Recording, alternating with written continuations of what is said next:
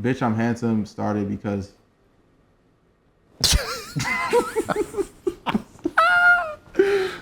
Oh man. so it's a funny story about Bitch, I'm Handsome. So I was in Chicago studying house music, and I was walking down the street in Chicago, and people were staring at me, and I just assumed because I'm just like a new face. I also have locks. I'm like, okay, and then I was like, what would be the funnier way of like perceiving why these people are staring at me? Oh. And I was like, oh, it's because I'm gorgeous. Yeah.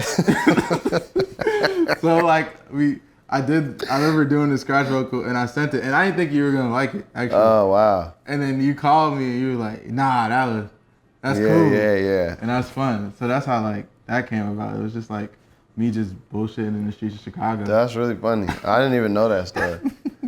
Yeah, I mean, to be honest, like a lot of time, I've had a lot of esteem issues over the years. I think a lot of people do. Mm-hmm. I don't like looking in the mirror long. Like when I see myself, I'm like, I can see everything wrong. Mm-hmm. My wonderful lady, Leia, she does not feel that way about herself, and she doesn't need to, Mm-hmm. but she's taught me how to appreciate myself. Mm-hmm. So when I talked about the original verse I think I wrote was like, it was like some sad boy shit.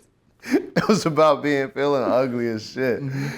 And then like needing a song to big yourself up. So that's what we hope for. Mm-hmm. You know, it's not, for me, I wasn't walking through Chicago feeling handsome. I don't be walking in, like sometimes I do, but Mm-hmm. I go back and forth like most people. So I'm hoping that it is a song for people to boost their self-esteem. For sure.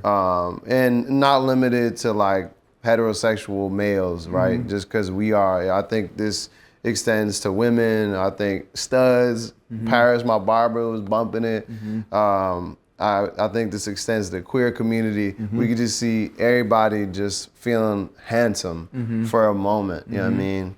Before you go, start going on the sad boy shit that I was on.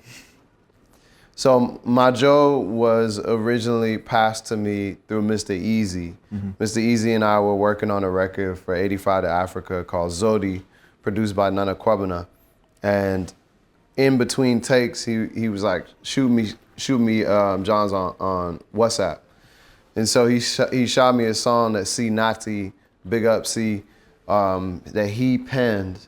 And I liked it. So in between, I think, working on Zodi, I just went in and like recorded Sinati's part, and then I added my section. And then I sent you that song. And I said, man, can you reproduce it, put some vamp on it, and make it like a Bashmen sound? And that's what you did. You know what you did? You made it needed to lift some weights. Yeah. So it got swole. Yeah. It got swole. It was busting out the speaker. Yeah, for sure. I looked at it and said, okay, the afros are already there.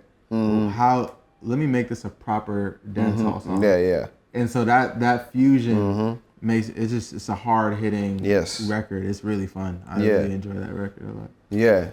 Ooh, I'm handsome.